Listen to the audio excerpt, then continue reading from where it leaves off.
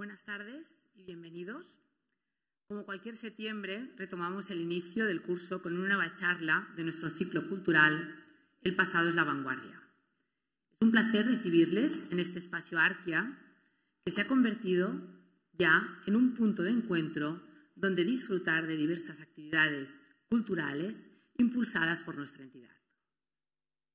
Exposiciones, ciclos cinematográficos, festivales y, cómo no, esta serie de charlas sobre la explosión creativa de los años 20 que nos han llevado a repasar ese fenómeno a través de la música, el cine, la arquitectura, la tauromaquia o la literatura. Hoy, como no podía ser de otra forma, de la mano del periodista Rubén Amón, tendremos el placer de escuchar la visión de tres tertulianos que nos llevarán, seguro, a entender por qué el teatro fue tan importante y rupturista en los locos años 20. Jaime de los Santos, político, historiador y escritor. Paloma Fidalgo, periodista, crítica cultural y responsable de comunicación del Teatro del Barrio. Y José Manuel Mora, dramaturgo, escritor y gestor cultural. Gracias a los tres por acompañarnos. Estoy segura de que nos transportaréis a ese teatro en el que llegó a romperse la cuarta pared y donde el diseño escénico cobró nuevas formas. Nada más, les invito a que disfruten del coloquio y del cóctel que se servirá a continuación, donde podrán intercambiar ideas. Muchas gracias por acompañarnos. Rubén, cuando quieras.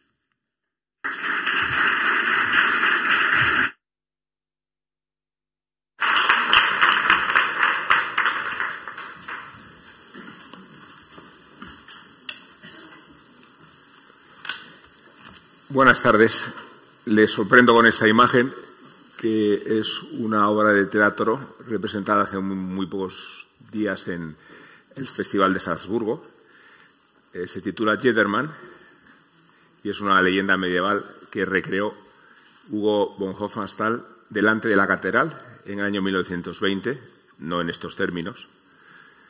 Los términos contemporáneos son una lectura del mito medieval acercada a nuestros días. Pero es Hugo von Hofmannsthal el creador no solo de esta leyenda, que consiste en la historia de un hombre millonario a quien Dios le manda la muerte para recordarle que le queda una hora de vida, y en esa hora de vida Jedermann trata de buscar compañía y no la encuentra, como si estuviera expiando sus episodios oscuros en la tierra. Digo que tiene mucha relevancia esta obra porque fue el origen de un festival que sigue celebrándose con normalidad en cada verano y que tuvo dos pretensiones. La primera, reaccionar al desastre de la Primera Guerra Mundial con el entusiasmo cultural de protagonistas de primera fila. El Festival de Salzburgo lo impulsan Hugo von Hofmannsthal, Richard Strauss y Max Reinhardt. Y precisamente a partir de esa trinidad, vamos a llamarla así, y este es el segundo motivo, relacionar las artes entre sí, evitando que tuviéramos una perspectiva parcelada de lo que era la creatividad. Los vínculos orgánicos que crea este periodo de entreguerras nos hablan de hasta qué punto la principal corriente que surgió entonces, el expresionismo, por citar la más relevante, digo, procedía de la comunicación de unas artes y las otras, como si fueran espacios en realidad indivisibles. Salzburgo tiene la importancia de haber encabezado ese movimiento cultural. La tiene también porque fue la ciudad donde vivió más que en ningún tiempo Stefan Zweig, 15 años, siendo Zweig una apátrida y siendo un ciudadano sin tierra. Encontró en Salzburgo su morada, pero también encontró en Salzburgo su represalia, porque todos sus libros se quemaron en una pira pública para expiar su vinculación con la religión judía y, por supuesto, su posición crítica del régimen que estaba a punto de llegar. En este ciclo hemos tratado de analizar qué sucedió para que, después de un periodo tan fértil, sobreviniera el escarmiento de una guerra mundial todavía peor que la primera y hasta qué punto la relación con los horrores de la primera determinaron una respuesta creativa de una libertad y de un libertinaje que hoy todavía observamos con asombro y con verdadera pasión. Y creo que en esos términos, y aquí felicito en primer lugar a Paloma porque es recién Premio Nacional de Teatro. No yo personalmente. El 25% has dicho antes. Sí, el 25%. Soy el 25% del Premio Nacional de este año. Bueno, pues la podemos aplaudir un poquito solo entonces. No. Es de todos, es de todos. Muchas gracias. Muchas gracias de parte del Teatro del Barrio. No, y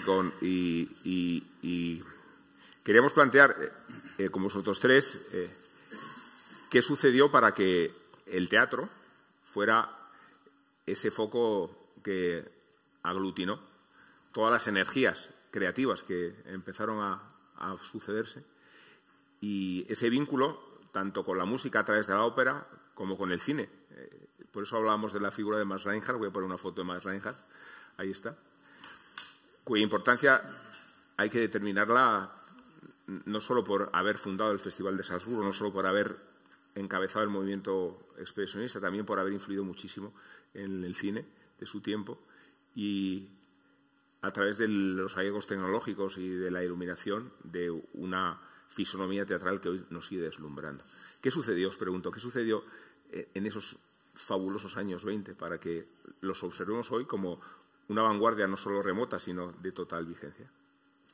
Bueno, si te parece bien, arranco. Sí, claro. Yo creo que lo que sucede es, tú lo has dicho, una respuesta al fin de la Primera Guerra Mundial. Para mí los años 20 empiezan, de hecho, en el año 18, con ese fin de la gran contienda y especialmente con la gripe mal llamada española, que de hecho se lleva muchas más vidas que la propia guerra.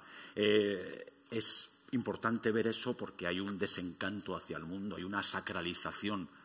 Parece mentira, pero hay una nueva sacralización de la vida por la necesidad de creer en algo para asegurarse la trascendencia y en eso el arte, que siempre ha sido un pilar fundamental espiritual para cualquier ser humano, se vuelve a tomar como un asidero. Es el año, tú hablabas de expresionismo, en el que se están pintando los fondos del gabinete del doctor Caligari, que no es una película, es una obra de teatro que alguien ha tenido a bien rodarla. Es el año en el que Diaghilev está en Valladolid, querido José Manuel, director del máster de teatro en la ciudad de Valladolid, para sorpresa de cualquiera, que no puede imaginar que el rey Alfonso XIII está además allí y sí, que el matrimonio de Launay, que se ha venido a vivir a España, está pergeñando con nada más y nada menos que Ramón María del Valle Inclán. Bueno, Alfonso XIII está allí por bueno, pues entre otras cosas porque hay algunas mujeres que le interesan, de esos bailarinas. Recordemos ese episodio que de los Borbones ya incurrían entonces en el borboneo. Sí, bueno, esto es desde, ¿qué te voy a contar? Desde que estaban todavía en París y aún no habían llegado a Madrid, pero esta es otra historia que seguro que Arquia nos invita a que hablemos sobre ella.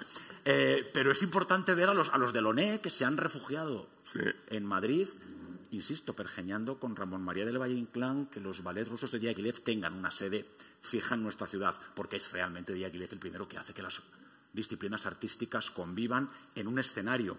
Porque, y aquí Marta Moriarty seguro que me sigue, el que inventa esto es Rubens, no nos engañemos. El primero que pinta un cuadro y que lo pone a conversar con una escultura que hay en la Catedral de Amberes dentro de un contexto arquitectónico, teniendo en cuenta la música y la luz, es él.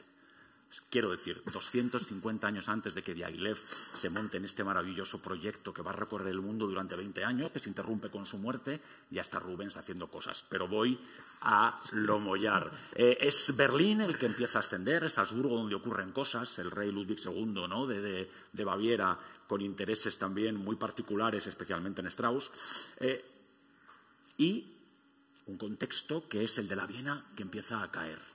La muerte de Klimt y inmediatamente la de Schiele hacen que Viena se convierta en un reducto de cultura pasada y que en Berlín empiece todo el mundo a querer ser libre. De alguna manera, aunque muy romantizado, es lo que ocurre en la España de los 80, especialmente con la movida madrileña. Otto Dix, ¿no?, en ese maravilloso tríptico del año 26, lo deja perfectamente reflejado. En el espacio central, un montón de parejas muy contentas, presuntamente contentas, bailando además charleston y jazz. No olvidemos que la gripe española viene de unos señores que están en Kansas y que nos lo manda el presidente Wilson para que nos defiendan la libertad y que traen la gripe que mata a cientos de miles de personas. Y también el jazz y el charleston. Es decir, Berlín convertido en un espejo de la cultura americana. Pero a la izquierda, los tullidos excombatientes, la pobreza más absoluta y las mujeres prostituidas, que creo que también es importante.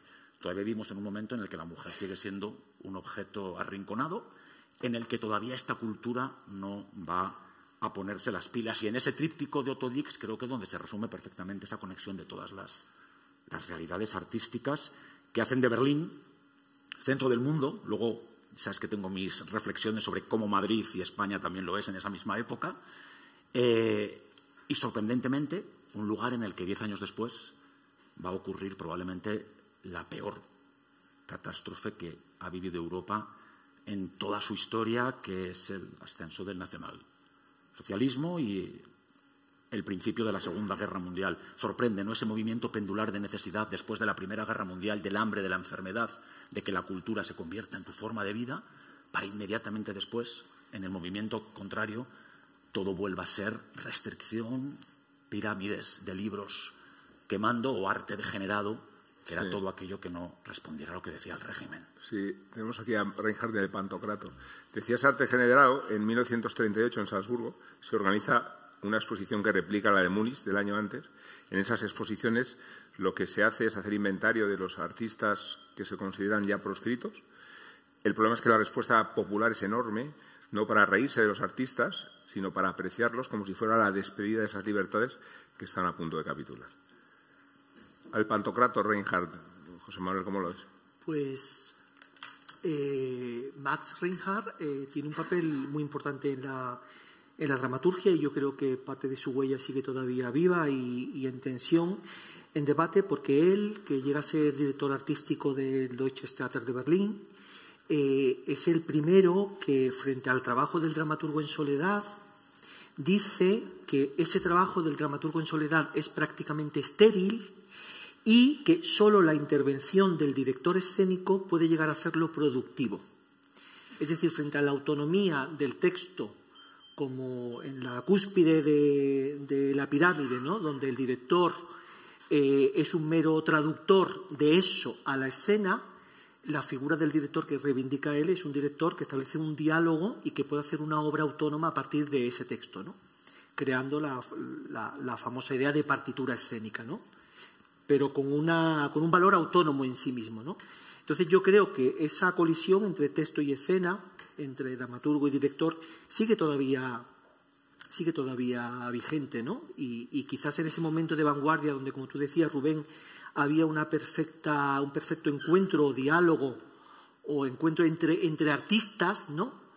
Yo creo que también, por ejemplo, en la ciudad de Madrid, comentábamos antes, ¿no?, ha habido momentos donde se han dado esa confluencia de artistas y otras veces donde el texto o determinada visión del texto se impone, ¿no?, como el capital del sentido, ¿no?, y el director no deja de ser una especie de traductor, ¿no? Entonces, bueno, pues esa idea de Reinhardt, que luego retomará Brecht y otros tantos, me parece que es capital, ¿no?, para entender el teatro en ese momento y para entender el teatro en este momento, donde seguimos con los mismos debates. Sí. Yo creo, por decir algo diferente a lo que han dicho ellos, yo creo que hubo también algo muy importante, que fue la búsqueda de la conexión con el público, que también es un temazo actual. Pero bueno, en ese momento sí que el hecho de que cambiaran tanto los lenguajes formales fue más llamativo.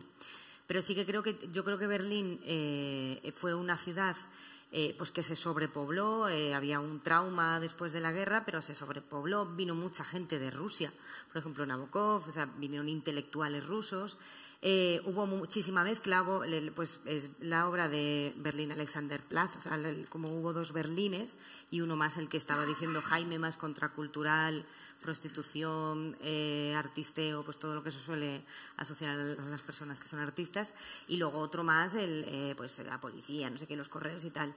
Pero sí que me parece que hubo una serie de teatros, pues el teatro proletario, el Piscator, Bertolt Brecht, Reinhardt, que sí que hicieron un gran esfuerzo. Y en este sentido fue muy importante lo que tú decías, Rubén, pues las alianzas con la arquitectura, las alianzas con el cine, las alianzas con la música, las alianzas con los pintores. Piscator colaboraba constantemente con pintores, con Goethe, pues, por supuesto con músicos, y sí que hicieron un gran esfuerzo para romper la escena tradicional tal como se concebía. Intentaron abrazar pues artes diferentes, el circo, el cabaret, otro tipo de ya no era el teatro que ellos llamaban burgués, ¿no? Pues teatro burgués realista, naturalista, que sí que define la realidad, pero como de forma muy desapasionada, ¿no? Que luego Brecht realmente hizo que luego me imagino que hablaremos un poquito más de él, pero realmente hizo un lenguaje formal absolutamente rupturista. Hablábamos, Jaime y yo, antes de cuando La extraña compañía hace poco trajo La excepción y la regla, que el público alucinaba, y era pues esa frialdad, esos movimientos, el gesto, ¿no? Y mucho público le siguió. No fue muy duradero, pero realmente Brecht decía, a mí me gustaba mucho una frase que tenía, que decía, al final es que lo que hace falta es que la gente sea feliz. Entonces, claro, buscar también a través de esa alegría, de ese trabajo, de ese nuevo lenguaje poético, buscar una proximidad con el público, a mí me parece que también fue muy, muy importante. No fue muy duradero, pero realmente lo fue. Si me permite, Paloma, comentábamos antes que Brecht sin duda bebe de todo ese teatro popular, ¿no? Pero yo creo que con respecto al teatro naturalista da un golpe en la mesa que también seguimos todavía hoy en día herederos de todo, que es establecer el conflicto no como algo cerrado en el escenario entre Rubén y yo, sino como entre cada uno de nosotros y cada uno de los que están ahí, ¿no?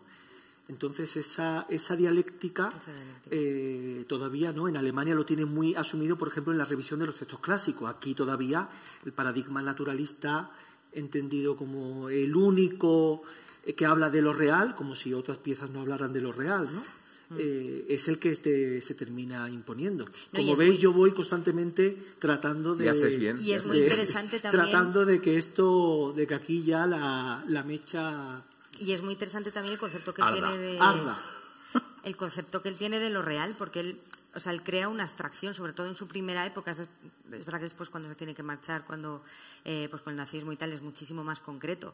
Pero en su primera época él es muy abstracto, es muy utópico, crea unas escenas un poco atemporales, ¿no? Que podrían suceder en muchos sitios. Y lo que tú dices, ¿no? Pues crea esa dialéctica entre un mundo que podría ser y un mundo más... Que es verdad que el realismo, eso es algo que no está superado. La concepción del realismo no se concibe así. Los montajes que se hacen ahora de Brecht en Madrid, los últimos, Madre Coraje, por poner un ejemplo, sorprendentemente son mucho más conservadores, para no hacer ningún juicio de valor, aunque podría hacerlo, que lo que soñó el director. Entonces, claro, que tú en 2020 estés en un teatro nacional viendo un texto que conoces en profundidad, aunque también tendríamos que hablar mucho del falso feminismo de Madre Coraje, pero esa es otra historia, y dices, ostras, es que es más que costumbrismo. Estos señores parece que o no han entendido que Brecht era moderno cuando la modernidad prácticamente no existía, o quieren vendernos algo que quizá como discurso de un director, y esto lo dejo a tu opinión, puede ser correcto, pero es terrible, ¿no? Y también pasa con Lorca, lo hablábamos antes, ¿no? Hay personas como Carlota Ferrer que se atreven a mirar a Lorca de frente y a utilizar sus mismas imágenes, que son mucho más que oníricas, porque cuando a mí me hablan del Lorca surrealista, siempre peleo que es mucho más que surrealista. Es la poesía hecha carne. Y cuando veo a las Bernardas Albas con tiestos de barro cocido y una fluidez de geráneos, pues me da bastante pena, porque es no haberse enterado de nada. Y sobre todo es la constatación de que 100 años después estamos en una escena, y ahora me refiero a un mundo, en el que nos hemos confundido.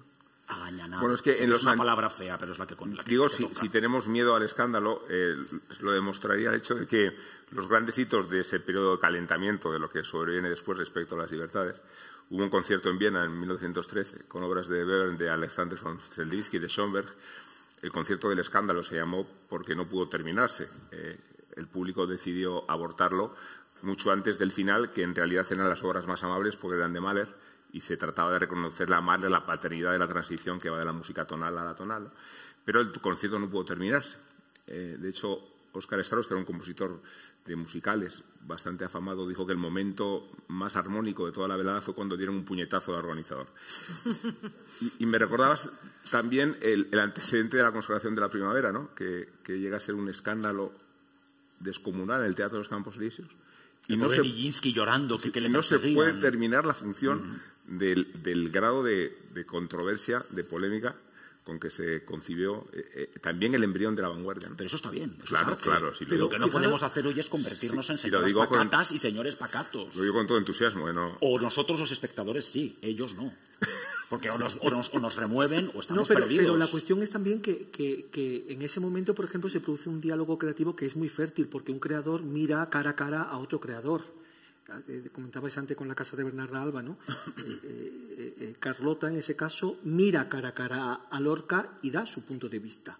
No está Lorca aquí, y si Lorca te dice que es una casa andaluza, tú pones la maceta con la... O sea, quiero decir, hay un diálogo de cara a cara entre artistas. Y hoy en día lo que yo creo que sucede es que los creadores hemos asumido tantas consignas, muchas veces ideológicas, muchas veces también fruto de la politización del sector, de la politización estratégica del sector cultural, que el mismo creador ya a la hora de escribir o a la hora de montar ya ha asumido una poética que viene determinada por el sistema de producción para poder vender su obra de arte.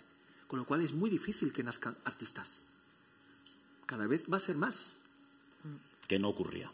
Que no ocurría antes, claro. Bueno, este es un periodo de una fertilidad. Mencionabais la relación con el público entonces. Entre los postulados de esa época no solo estaba ya asaltar la burguesía como receptáculo de los acontecimientos, sino un vínculo con el espectador que trascendiera esta idea de la catarsis, ¿no?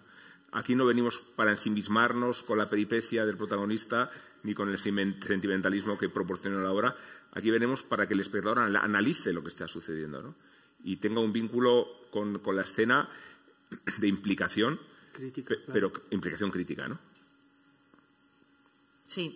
Yo a lo que me refería era que pues lo que hacía Brecht, ¿no? Vuelvo ahí, con el extrañamiento. O sea, lo que él decía del extrañamiento, que Brecht, yo creo que Jaime lo que decía es verdad, lo han instrumentalizado, o sea, lo instrumentalizó la socialdemocracia, lo han instrumentalizado la derecha, y yo creo que ahora lo que lo ha instrumentalizado es la taquilla, el dinero, que es lo que ahora manda, el dinero pues es lo que instrumentaliza Brecht, ¿no? Pues a lo mejor nadie quiere correr el riesgo de ponerlo, o bueno, si quieren, porque estábamos hablando de una compañía que lo hizo, ¿no? Pero pues no se corren tantos riesgos para poner a Brecht en escena tal como era originariamente. Y resulta que Brecht sí que conectaba, ¿no? O sea, él lo que decía era: yo no quiero un teatro que sea contemplativo de entretenimiento, o sea, que en el fondo es que seguimos un poco también con los mismos temas. No quiero un teatro que sea solo de entretenimiento ni que represente la realidad sin más. Yo quiero aportar una mirada crítica. Y hablaba del extrañamiento y hacía esta que eso lo sabrá mejor José, lo gestual, ¿no? Toda esta técnica gestual que tenía, que eso es otro temazo, ¿no? La forma como se representa en el lenguaje formal, pues también es político. Hay política en la forma de la... Ellos no solamente eran políticos al abordar en Madre Coraje la guerra o el capitalismo en la ópera de los 4 cuartos, ¿no? O sea, también el lenguaje formal que elegían, porque igual que eran amados, generaban muchísima controversia. Entonces, sí creo que ellos buscaron formas de acercarse al público. Gran parte del público les respaldó. También hablaban de aquello, ¿no? El Piscator ya era muchísimo más explícito en la lucha de clases, ¿no? Era muchísimo más específico, ¿no? Pues es que hay oprimidos, hay personas oprimidas, hay personas que no lo son. Él sí que llamaba más el agitprop, ¿no? Todos los grupos de agitprop llamaban mucho más a la agitación. Entonces, eso sí que creían en el teatro como una herramienta realmente agitadora de influencia en la sociedad. Y luego esa importancia al gesto que decías tú. Yo me he puesto aquí el teatro de Piscator, una de sus fórmulas de diseño integral, de dinámicas, ¿no? de revolución, ¿no? Que introdujo también en la forma de concebir el espacio escénico. Perdón. No, digo que el gesto y la forma, que es algo que Malevich en 1913, cuando sube al escenario un espectáculo que es La Conquista al Sol, lo que hace es, además, a los actores meterles dentro de unos disfraces, porque eran disfraces de casi 2,30 metros, pensando, porque es el inicio del futurismo, que luego en ese surrealismo que hablábamos alemán va a beber directamente, pensando en cómo serían los hombres del futuro, pero sobre todo para generar un proyecto teatral en el que solo importa la forma. Para que se les pudiera escuchar las pocas frases que tenían, se tenían que quitar aquellas máscaras terribles porque era prácticamente imposible. 1913. El telón de fondo es el famoso cuadrado negro sobre fondo blanco. Hasta 1915, Malevich no lo convierte en una obra de arte que la presenta en la primera exposición suprematista. Ostras, es que el teatro se adelanta permanentemente y, efectivamente, hoy parece que ni gesto, ni forma, ni siquiera discurso, porque, insisto, vas a ver algunos proyectos y volvemos a Madre Coraje y se te olvida que está hablando de la guerra. Pero porque al final, si en la mitad del escenario hay un carro con una señora encima, también todos, a través de imágenes, estamos reproduciendo ideas. Y dices, ¿de qué me estás hablando? El otro día, con dos personas, una de ellas además amiga nuestra, Susana Griso, veíamos juntos el Madame Butterfly. He visto cientos de Madame Butterflies. La última, no voy a preguntarte porque tú eres mucho más experto que yo, pero es la primera vez que me la creía. Porque esa mujer se me hacía pasar por una prostituida del siglo XXI. Me encantó el montaje. Bien, pues dicho esto, el montaje. no pasa en el teatro, al menos en el teatro en España. No, y acuérdate que el reproche que se le hacía a la Butterfly era que discrepaba de la literalidad, cuando en realidad era la más literal. Era la más literal. Claro, yo entendía a esa mujer prostituida y no a las que he visto en otros teatros con sus kimonos maravillosos en las que solamente disfrutaba de la música. Es que aquí estaban en la importancia de la palabra, del gesto, de la forma y de la conexión permanente apelando al público. Ahora, directores que nos miren, pues desgraciadamente hay pocos y los pocos que hay pues están tratados regular. Y en danza, o sea, Louis Fuller, toda la parte de danza de aquella época también es muy importante. Bueno, hace poco hicieron una exposición en el Guggenheim, hicieron una de Reinhardt y otra de ella, y todos aquellos velos y tal, o sea, eso era, y la lectura de la imagen que ellas exigían, o sea, ahí tenían la semántica de esas obras era importantísima, el mensaje estaba contenido en la propia imagen. Se nos olvida Piscator, muchas que está veces. aquí, que parece que me lanzas el... Sí, te lanzo directamente. Me lanzas el capote. Piscator fue el primero que empieza a trabajar con materiales no literarios. Y en un montaje, parece que nos hemos preparado, que nos hemos coordinado, Rubén, pero no. En un montaje a pesar de todo, en un montaje que se llamaba A pesar de todo, fue un montaje gigantesco de discursos auténticos, escritos, recortes de periódicos, proclamas, prospectos, fotografías y películas de guerra. O sea, que es el primero que empieza a trabajar escénicamente con materiales que no son a priori materiales dramáticos, ¿no? Actores aficionados, ¿no? Por ejemplo. Actores aficionados. Es también uno que dice que el verdadero creador es un creador de formas, siempre, por encima de todo, ¿no? Y bueno, y luego antes, yo creo que también cuando habéis hablado de Brecht y a colación con el público, hay algo muy interesante que tiene que ver también con la construcción y con la formación del público, ¿no? Que ahora también asumimos, ¿no? Parece que toda institución tiene que tener a alguien de mediación, ¿no?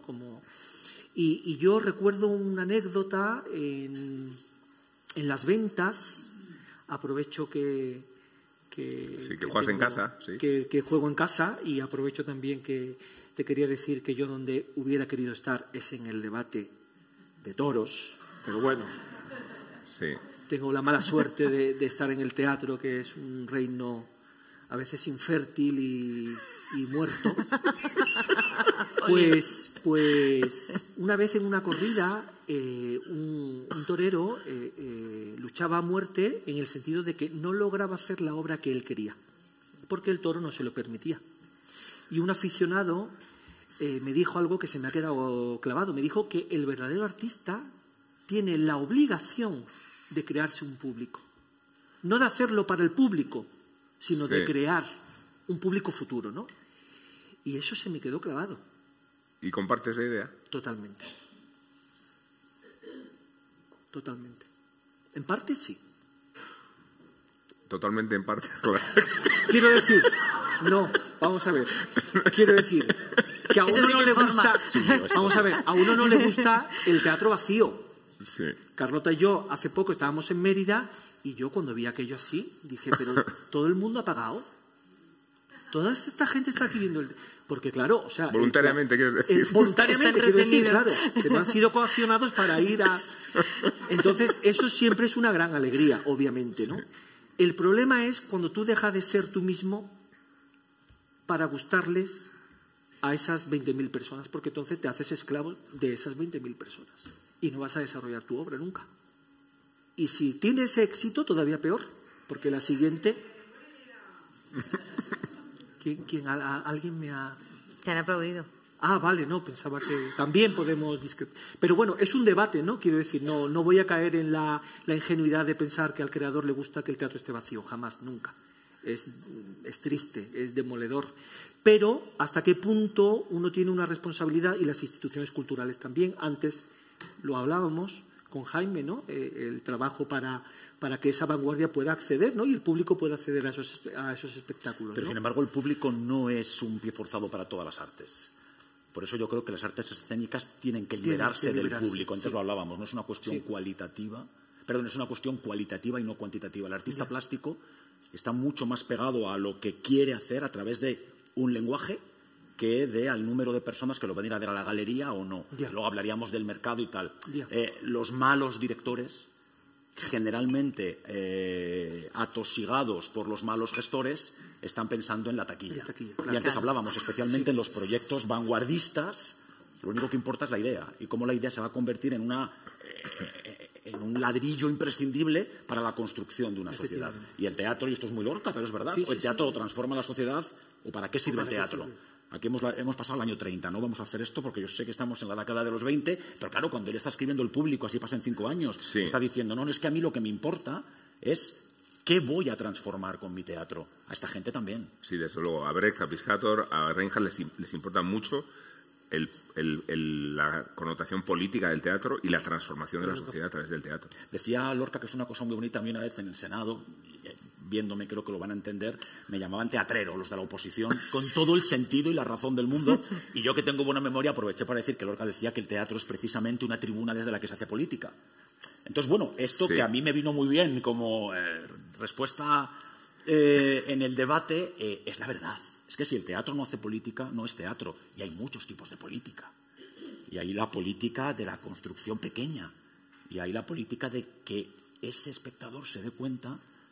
Ayer, Angélica Lidl, aparte de que fue un proyecto muy, muy, muy tremendo por las imágenes, pero me recordó que hacía mucho que no me acordaba que dentro de 30 años sería una persona de una edad que quizá necesite de cuidados. Y eso se me ha olvidado.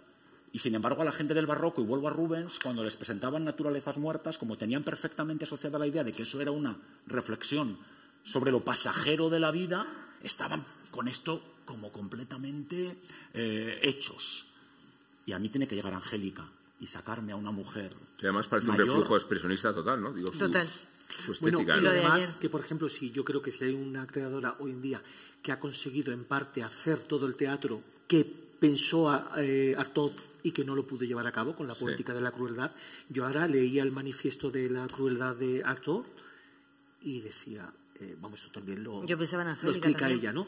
Pero fijaros que alguien escribió un teatro que no pudo ser realizado y con el tiempo alguien lo ha retomado. Y es una española. ¿No? Y eso nos coloca en un sitio cósmico, ¿no? O más allá de las fronteras, ¿no? De cómo hay algo que de alguna manera es incompleto y lo retoma alguien para seguir completándolo, ¿no? Lo que pasa es que yo creo que hay una cosa interesante en lo que estáis hablando, que es o lo que decía Jaime sobre el teatro político, porque es verdad que Piscator o Brecht, ellos lo llamaban teatro proletario y de hecho ellos decían que eran muy didácticos, o sea, que buscaban hacer un teatro muy didáctico en el fondo, o una parte de ellos o una parte del teatro, ¿no? Entonces era muy didáctico y hoy nos resulta a lo mejor un poco incomprensible a veces.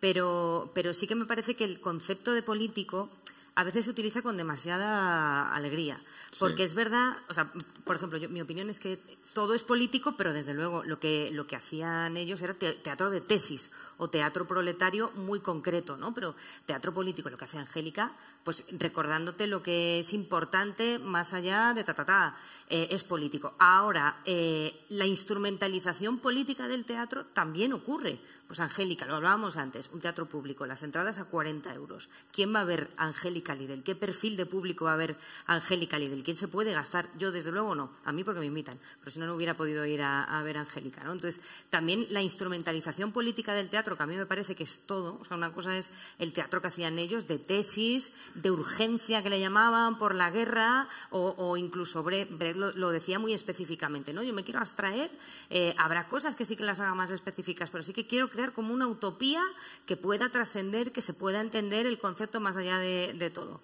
Pero ellos hacían un teatro de tesis muy concreto, pues que realmente el teatro político es todo y la instrumentalización política es mucho más difícil, porque si pensáramos, a mí este debate que nos ha propuesto Rubén me ha dado mucho que pensar en si todo esto podría ocurrir hoy. Sí. Claro, cómo ha cambiado todo, ¿no? O sea, cómo ha cambiado la escena, cómo se ha mercantilizado mucho también el arte. Y claro, yo creo que hemos creado, por lo menos en España, un teatro, un teatro precarizado y muy dependiente de muchos factores, de muchas taquillas, que bueno, pues el agitprop, por supuesto, que puede existir, ¿no? O sea, pues podemos salir a la calle, en el Teatro del Barrio lo hacemos a veces, y salimos, pegamos 4 voces y no sé qué, no sé cuántas, pero ¿es sostenible hasta qué punto? Y todos estos condicionantes de los que hablaba José, ¿no? Pues es que lo que él decía, me voy a poner a hacer lo que hace Angélica, que efectivamente es teatro de Artaud, de llamar la atención, o de Reinhardt, ¿no? Llamar la atención del espectador como sea. Angélica es una creadora que ha sido avalada fuera.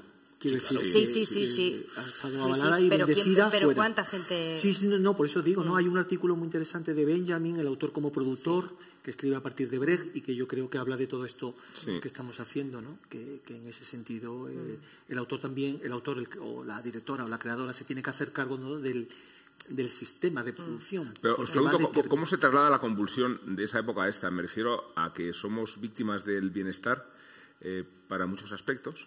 Y esa sociedad de la que hablamos, que sale de la Primera Guerra Mundial, que se encuentra con los espectros por las calles de los soldados heridos, en el caso de Berlín eran millones, ¿no? Claro. En Alemania fueron casi 4 millones de tullidos de guerra, en el Imperio Austrohúngaro y en torno a Viena más de 3. Hablamos de unas sociedades humilladas por el Tratado de Versalles, maltratadas económicamente, endeudadas por las condiciones con que se pacta el armisticio, y sometidas a los vaivenes de unas angustias que tenemos idealizadas con el nombre de la República de Weimar, pero que aludían a una precariedad también extraordinaria, ¿no? Es que es la expresión. Digo, ¿cómo traduces, Jaime, ese espíritu? Hoy, claro, es que por eso digo, aquello era la expresión del vencido. Sí. Por eso es Alemania. En París claro. Están haciendo cosas completamente distintas, porque están en la autocomplacencia de quien ha ganado y de quien además se hace mucho para que se note que está machacando a la Alemania del momento. Entonces, claro, el vencido, la víctima, mira desde otro lugar, crea desde otro sitio, porque es la emergencia no solamente creativa, sino vital. Eso no pasa ahora. Y luego hay una cuestión. Ahora mismo, y esto es muy típico, pero es verdad, estamos absolutamente, yo digo, infectados, infectados de imágenes. A nadie le mueve casi nada. Por eso tiene que llegar Angélica Lidl y simplemente con una señora de una edad avanzada desnuda en una camilla recordándote, hola, este eres tú. Y a toda esta gente que estás criticando, pues oye, a lo mejor nadie quiere pasar un día entero contigo cuando seas mayor porque las manchas blancas de tu cerebro te van a hacer desaparecer, chaval. Y tú dices, hostias, y se acuerda de Ingmar Bergman y dices, es que cuidado con esto. Porque tampoco está inventando nada y además ya te lo recuerdo, oye, que yo no invento nada, que es que a vosotros se os ha olvidado. Claro, en aquel momento todas esas imágenes realmente eran un permanente revulsivo. Porque no estábamos. Ahora hemos convertido en paisaje, desgraciadamente, muchas de las cosas que hasta hace poco eran violencia. Yo siempre pongo el ejemplo del barco de la Medusa. El barco de la Medusa, cuando se colgó por primera vez, la gente flipaba con que un montón de señores hubieran tenido que sobrevivir comiéndose a un cadáver que aparece en primer plano. Y hoy en día nos ponen la peli Viven y nos parece que aquello es divertidísimo y nos ponemos a comer palomitas. Claro, es que el público, por eso digo que, ojo con la... Y me refiero al sujeto político, me da igual en qué contexto. Uno, somos la respuesta, y me siento aludido, interpelado, claro, de la sociedad, porque no salimos de setas ni de agujeros en mitad del bosque. Hemos sido educados y en los mismos lugares. Y dos, el público, llámale lectores, da igual, es el que está, quizá, con falta de que alguien le zarandee. Total. Entonces, si tú en la Gran Vía encuentras muchas lucecitas, está fenomenal, porque además de lo que te vas a alimentar es de vestuarios extraordinarios del Rey León, que pasa como aquí con el jazz. Si nos damos cuenta es lo mismo que pasaba aquí. Aquí el jazz y el Charleston era, me traigo lo que pasa en Estados Unidos, que son los guays.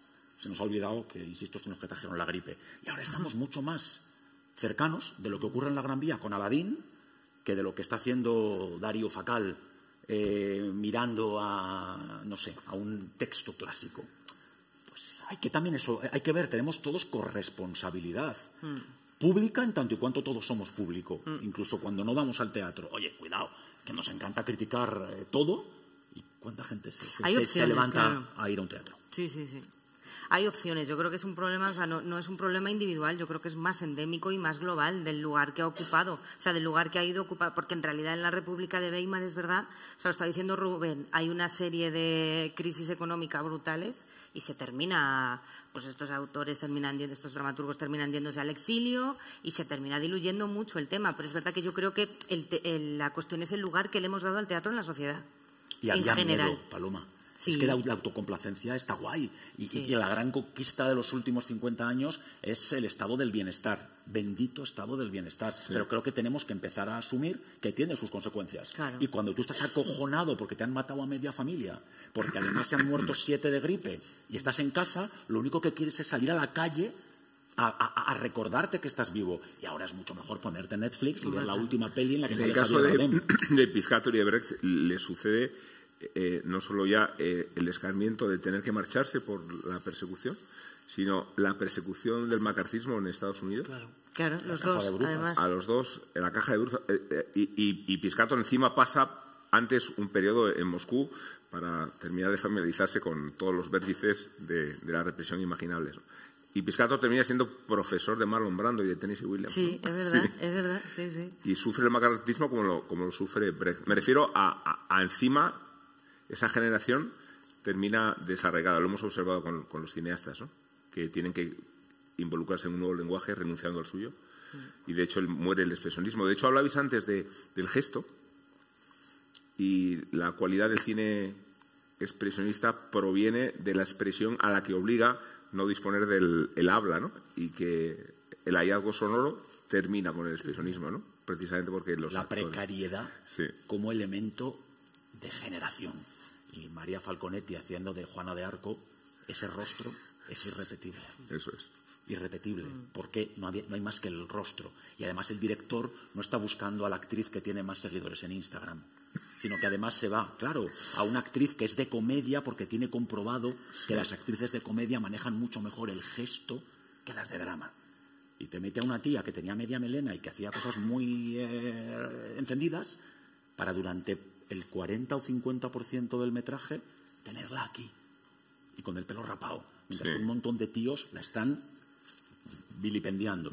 Hostia, es que esto, y hoy todavía te quedas pegado, por más que estemos en el TikTok, que esa es la otra. Si a mí me están dando permanentemente pequeñas píldoras de 20 segundos que me ponen cachondo, ¿cómo voy a permitir a mis sobrinos que se queden durante 6 minutos viendo la lágrima caer de María Falconetti? Que es realmente lo mejor que puedes hacer muchos sábados por la tarde. Oye, otros te puedes ir a la Gran Vía a ver el Rey León, que lo bueno es que es lo compatible. El problema es que hemos llevado a los márgenes esta realidad. Sí, tienes unas anotaciones ahí, José Manuel. No me hagas caso. No. Como no te voy a hacer caso. Va todo muy bien y esto déjalo tú aquí. Pero como todo muy bien, pero te urge una intervención. Te urge una intervención. Yo que subrayo mucho, pero no. No tiene nada que decir. No, bueno, ahora continuaré diciendo cosas. Pero ahora que hablabas del cine expresionista, Friedland, Metrópoli, claro. Todo lo que estábamos hablando de los barrios, cómo lo refleja de bien. Y se dice que el gabinete de Dr. Caligari y tal, que fue un poco precursor de lo que se venía. Bueno, eso sí que es inspiración directa de Max Reinhardt, Maravilloso. Total. Sí. Total. Y decía lo del cine porque los actores que triunfaron con el cine mudo fueron víctimas primero del sonido, claro. Después de que muchos eran extranjeros y su forma de pronunciar el inglés era inadecuada. Después tener timbres feos, ¿no? Y finalmente condenados, como vemos en esa escena terrorífica de Sunset Boulevard, del Crepúsculo de los Dioses, tal como se tradujo. En la partida de cartas con Buster Keaton. mudo haciendo un cameo de sí mismo, ¿no? Que es de un dramatismo y una ferocidad, ¿no? Bueno, y en Bob Fosse, en Cabaret, Sí. estoy pensando cómo refleja Cabaret de bien me acabo de acordar ahora mismo, toda esta época de los cabarets y tal, y al final, el que no haya visto la película, se la voy a estropear ahora mismo, Sí. cuando se ven los espejos... Ha prescrito ya el spoiler, ¿eh? Se puede...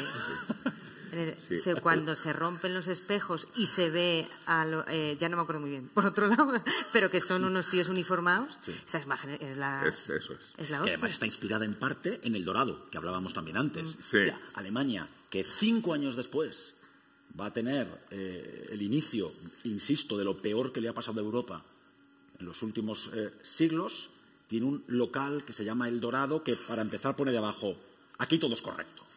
Y es el local queer más importante de Europa, año 1928, Sí. en el que Marlene Dietrich o Otto Dix están absolutamente fascinados viendo espectáculos, performance. Hoy sería teatro casi de autor, porque claro, estamos en esa, que hoy todo se convierte en teatro de autor, en el que lo que hay es transformismo sin necesidad de reivindicar nada, que esa es la otra parte importante.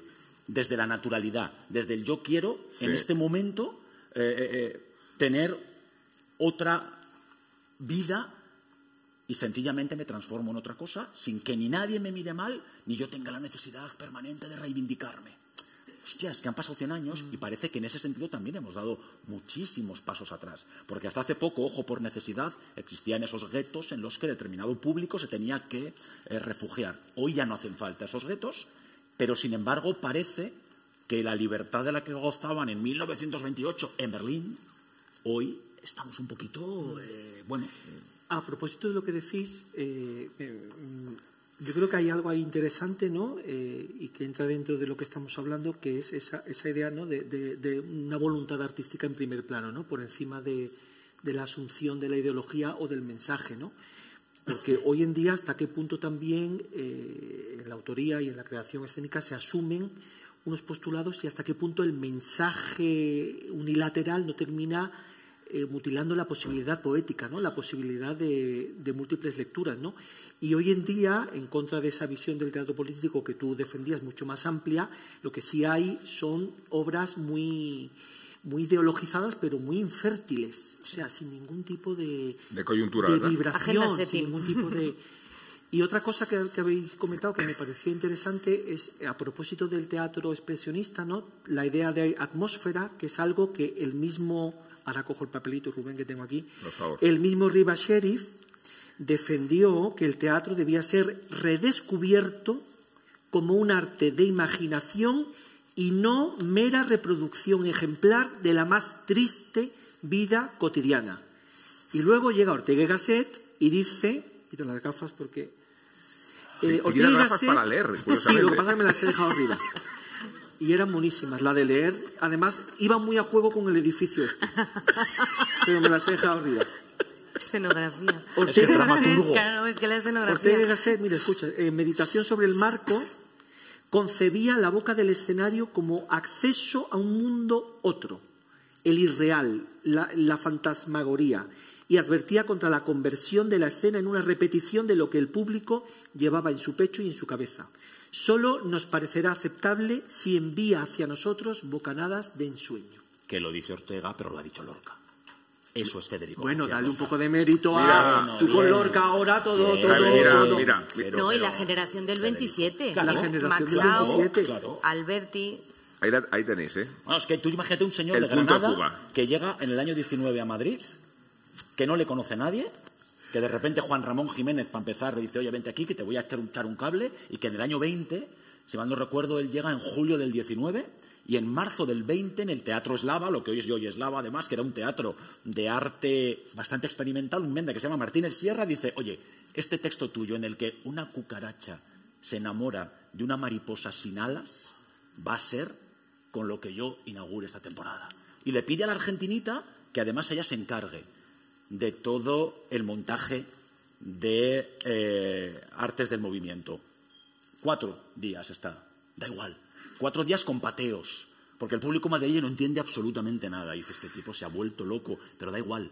Es un texto onírico, romántico, en el que se está reivindicando la diferencia. Ahora me van a venir a mí a contar en 2024 que algunos han inventado la diversidad. No, no. Esto tiene muchos siglos, pero es que además Lorca, insisto, 1920 ya lo hace. Y en vez de echarse a llorar porque le han pateado, sigue haciendo trabajos. Y de repente llega Mariana Pineda y le pinta a Salvador Dalí los decorados. Ostras, es que esto hoy no ocurre. Esa conexión, esa comunión entre disciplinas artísticas, desgraciadamente se ha perdido en las artes escénicas.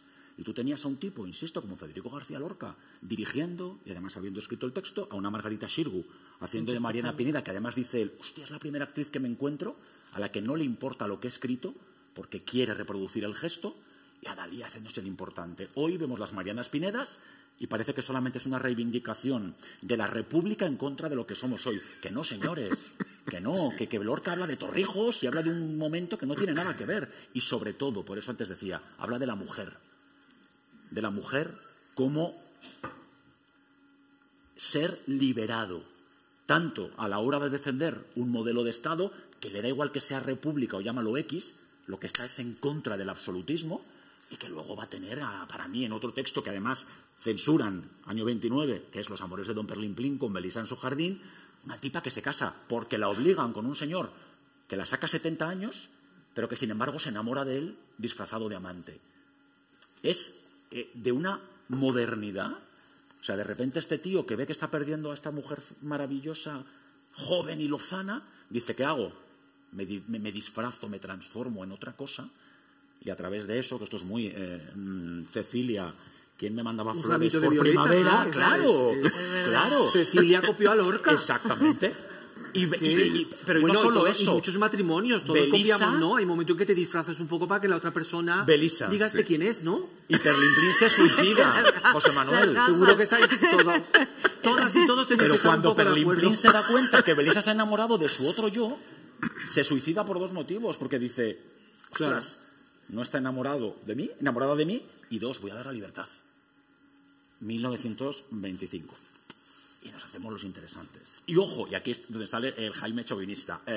Que fenomenal Berlín. Pero que es que en Madrid estaban pasando cosas que es que la residencia de estudiantes tenía amendas como Luis Buñuel, Salvador Dalí, el señor Federico García Lorca, que en el Café Gijón ocurrían cosas que no han ocurrido en muchas otras ciudades de Europa en ese momento. Sí. Y eso también creo que es importante reivindicar, y me da igual. Ramón María del Valle Inclán, año 24, está... ¿Cómo puede ser que en el año 24 Valle Inclán publique Luces de Bohemia y no se estrene hasta 1963 en el Teatro Chaillot de París? Sí. Hostia. No, porque esa sí que es una referencia expresionista total, ¿no? Sí, total. Digo, con el lenguaje esperpéntico, con lo grotesco, con lo desgarrado, con... ¿no? Os digo, todo no es Berlín. Bueno, y Arrabal con Artaud. Arrabal, que todavía está vivo, por ejemplo. Estaba yo pensando en la serie esta de Babylon Berlín, Sí, que está... de Twyker, el director alemán. Es un retrato de esa época. Está la serie muy bien tiene sus cosas, pero lo que decía Jaime de cómo se mezclaban y tal, a mí me parecía que también era un momento como de creación de opinión pública, a la escala que fuera.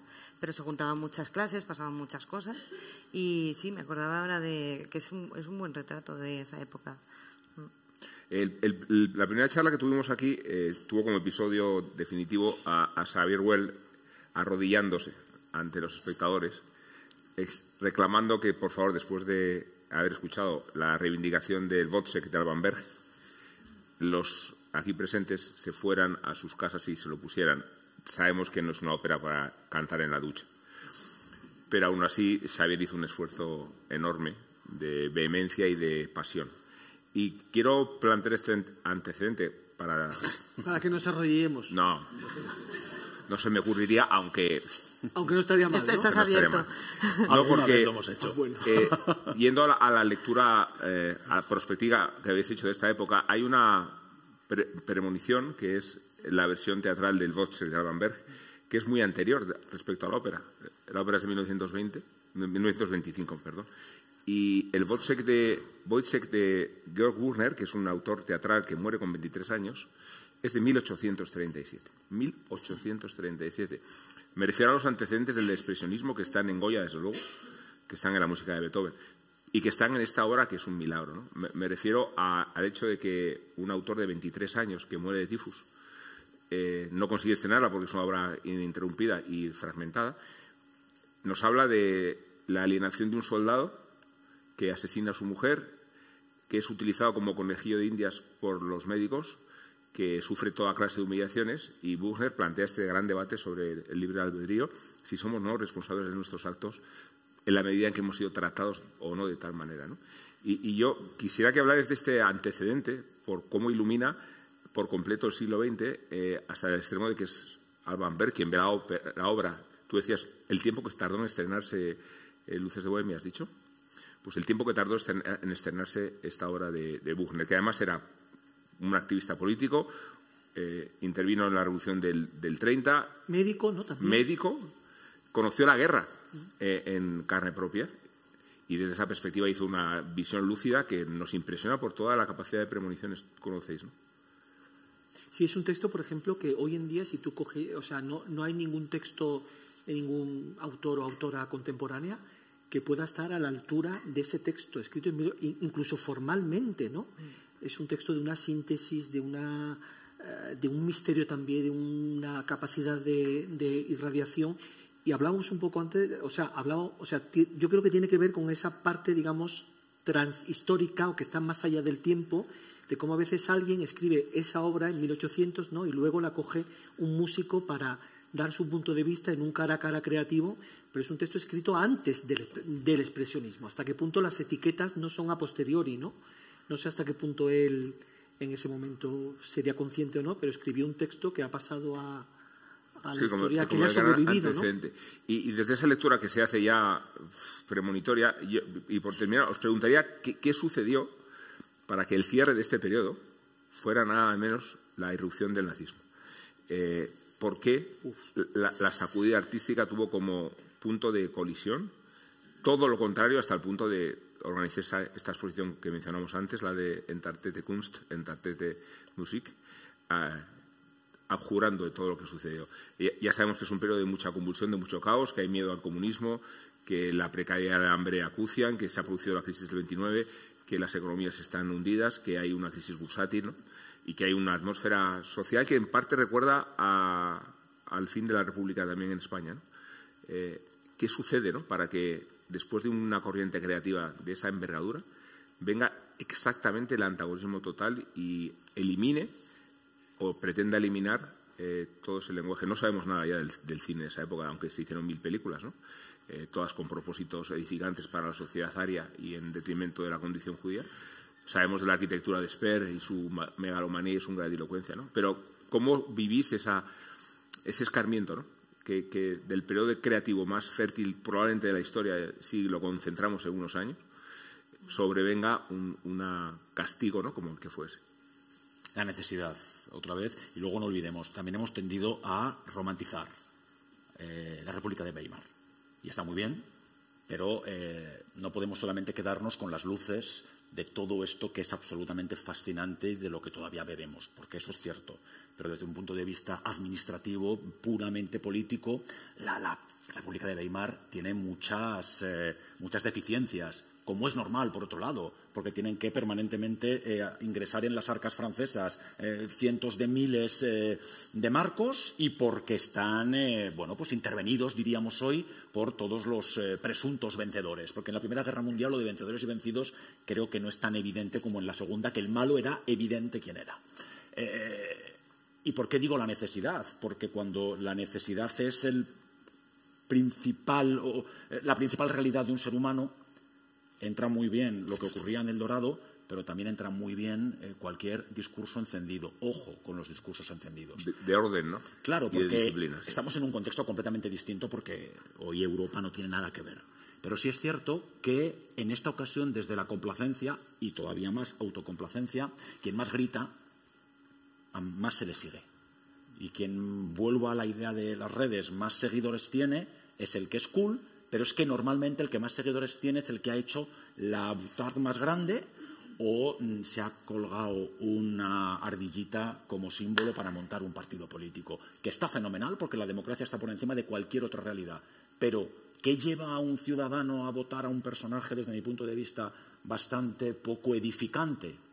Pues como creo en el ser humano ante todo, el desconcierto y una sociedad de espectáculo permanente. Y como estamos en el espectáculo permanente y en la rapidez, si yo digo algo calmado y tranquilo y te hablo de Ramón María del Valle Inclán, pues no le conecto a nadie. Y si de repente digo, es que este es un hijo de puta porque ha hecho tal, y además me cuelo en la zona privada de las oficinas de la Unión Europea para intentar señalar los sueldos de los que son como yo, tengo un montón de gente diciendo, hostia, qué bien. Pero no estarás hablando de Alvise, ¿no?